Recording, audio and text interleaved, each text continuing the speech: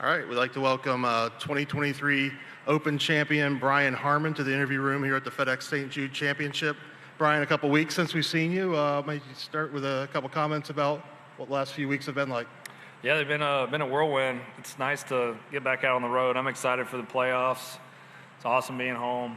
Back in my head, though, still wanted to get back to work and really excited to be here. What'd you do with your time? Variety of things. Got on the tractor, like I said. Got my place good mowed. I spent some time with my family up at the lake, and probably partied a little too much. So, like I said, nice to get back on the road and get back to work. And finally, you enter the week at number 6 in the FedEx Cup standings. Just a little bit about the state of your game. Yeah, it was trending before the Open. Haven't done a lot the last couple weeks, so we're going to be knocking some rust off for a couple days, but I'm hoping to be ready to go by Thursday. Great. We'll take some questions if you want to raise your hand for a mic. Mark? Yeah, not everyone at once. Is with your position at 6, is the goal to win the next couple of weeks, or is it to maintain going into the Tour Championship, try to get closer? Yeah, I'm going to try to push it as much as I can, try to improve my position every week. Just going to try to play the best golf that I can and see where that winds me up. Okay. Doug? Can we get a mic to Doug, please?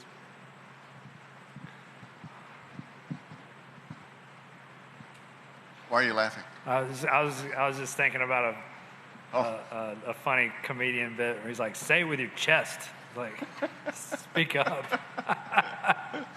What did you, as we look forward to next year, we've all known that 70 was the number down from 125, so you knew what you're up against. But does that seem like the right number to you? And secondly, for the big events next year, there's going to be 4 exemptions. Does that seem like a good number, too high, too low? What are your thoughts on that? And I'll hang up and listen. It's hard to know. I'm certainly curious as to how it's going to play out. Obviously, 70 is a hard number. Our tour is very deep. There's a lot of parity. There's a lot of talent. And there's been several years where I wouldn't have been inside the top 70. So it's just really difficult. And I think the tour's in a spot where they're as open-minded as they've ever been as far as being able to change and adjust. And if this doesn't feel right, then I'm confident that we'll get it right. 4 exemptions, I think you have to keep the sponsors happy. I think, exemptions into tournaments are a part of the game. It's the part of the way that the tour operates. So I wish it would just go right down the list and just, be a pure meritocracy, but I understand that there's some gives that you have to, give to the sponsors. They bumped the number from 70. What we call the Justin Thomas rule? Well, I was very proud of the way Justin stuck it out, and you could just see the emotion on his face. He wanted to be here very badly, and that just shows his character in the game. They might call it the Justin Thomas rule. I don't know. I wish he was here. Good, Nick. Brian, when you were introduced there as Open champion, I saw you kind of crack a smile. I mean, what's the past few weeks been like as that's sunk in? I will say that life is better as a major champion than not. So it's been a wild ride, man. I've kept the claret jug right on top of our kitchen counter. My wife's asked me to move it several times, and it's like, no, that's a hard no. It's going to stay right here. So I've caught myself walking by it, looking at it, and be like, damn, man, I still can't believe it happened. So I'm very grateful, very thankful, and it was a very wild experience. Did over here to your left? Sorry. Your other left. Did you get advice from anybody on how to decompress coming off a high like that, or did you just kind of figure it out on your own, or what? I had a little chat with Scotty Scheffler yesterday.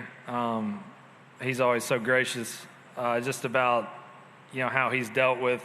I've always enjoyed going out to dinner when I'm on the road by myself, just going to a hole in the wall place and getting dinner. And And it's probably going to be a minute before I get to enjoy that again. So there's guys that have to deal with it to a much greater scale than I've had to. So I've asked a few of them how they kind of handle it. Dave? Yeah, Brian, when the season began, what was the number in your head? Was it top 70 or was it 50, knowing what 50 meant? I had a really good start to the fall. It's funny what we do as players. It's like when the cut was at 70, there was always 70 guys, and then when the cut went to 65, it's always 65. So you're constantly battling those like fringe accomplishments, I kind of call them. Like, so for the longest time, like, I gotta get inside the top 50 because it changes my whole schedule next year.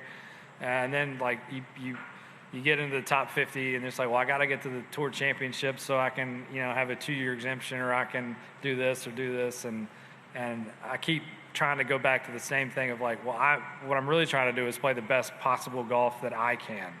And when I do that, I'm very successful. And when I don't do that is when I end up struggling for a top 70 or struggling for a top 50 or struggling for a top 100 or whatever it is.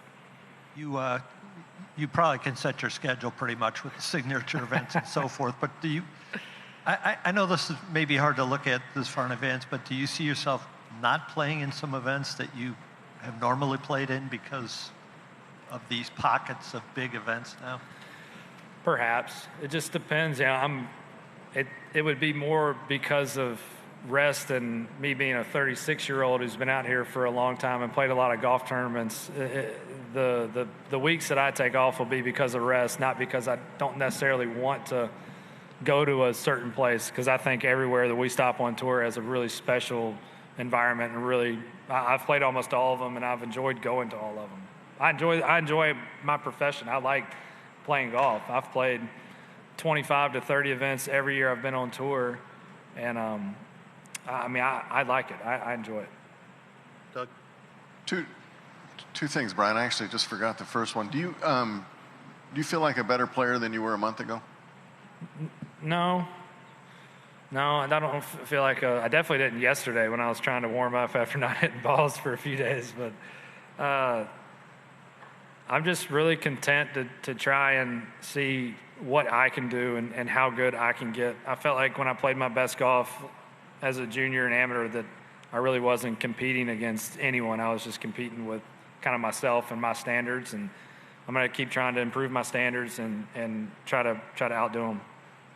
And this will sound like a silly question probably, but at what point from the time you left Hoylake did it actually sink in what you had done? There's like different layers of it sinking in. It's like, so I go visit my family. We rented a lake house, and after a few days I started feeling kind of normal. And then I go home and I have this just overwhelming support, and they greet me at the airport. And so it's like, well, then it takes a few days for that to sink in. And then yesterday I come out here to hit balls, and I'm seeing all my fellow players, and it's the first time I'd seen them, and everyone's congratulate me. So it'll be another few days to try to let all that sink in. What's been to you the most memorable moment you've had with that little trophy? I think I've had several. I mean, we had a moment, my agent and I, Jeremy Elliott, he's been very instrumental to my success, and we had a moment together. We got done partying Sunday night, and we were getting picked up at 3 a.m. for our flight, and it's 1:30, and I'm like, do we go to bed? He goes, no, we're not going to bed. Are you crazy?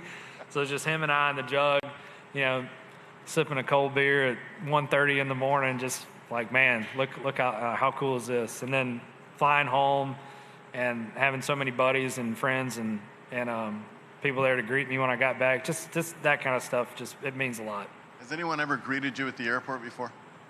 You mentioned that yesterday. I mean, other than like my mom with some balloons coming home from some junior tournament, no. Well, yeah, my wife and kids, they greet me all the time. What happened yesterday? Say what? What happened yesterday? Yesterday? Yeah. Wasn't there someone at the airport? Oh, yeah. It's autograph guys at the airport yesterday. How do they know?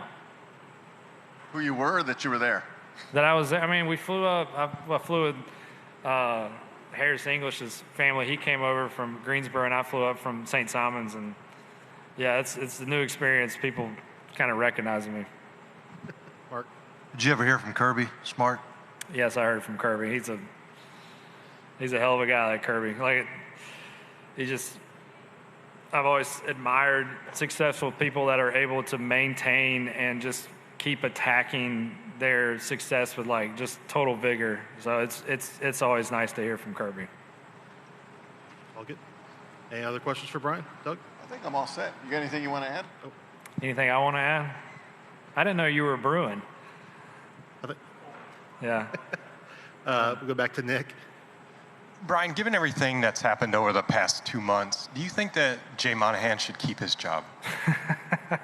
I think Jay is a very qualified, a very qualified leader for our organizations. Without Jay Monahan, I don't know if we make it through COVID. His leadership and his bravery through that. I mean, we were the only sport operating, and I can remember we were on the range and in Connecticut, and it's peak COVID. And there was guys that were, going down left and right. Like, this guy's positive. The world was scared. We were all scared. And we hear Jay's flying up. And I was like, well, that's it. We tried. He's going to shut it down. And he gets up there in front of everybody and plows ahead. And he caught heat for that. He's like, no, this is the way forward. We have to stay operating or we're going to be toast. And he was right. So I think Jay deserves a pretty long leash. If you could make a request or make a change right now, what would that be? In what regard? To the tour or to golf? To the tour, like to the structure of the tour, going forward with the proposed deal. I'd like for us to have access to cold plunges in the locker room. That'd be the change I'd like. Was that based off of what happened at the Open Championship? You took advantage of that there, didn't you? Yeah, they did a really nice job providing some more therapy stuff. So that would be what I would like going forward. Okay, we'll wrap it up with Doug. With the meeting today with Jay, what one question would you have for him, or what one detail would you like to know? Yeah, I think an important question is I believe that Jay had ultimate authority at all times, as far as negotiating and stuff like that, and he knew that his reputation was going to take a major hit if they went forward. So my question would just be, why didn't he stop it? Knowing that his reputation was going to take a hit. Why did he let it continue? Okay. And in my mind, I think he believed that it was the best thing going forward, and that's why he did it. Okay. Brian, thanks so much for your time. Best of luck this week. Appreciate it.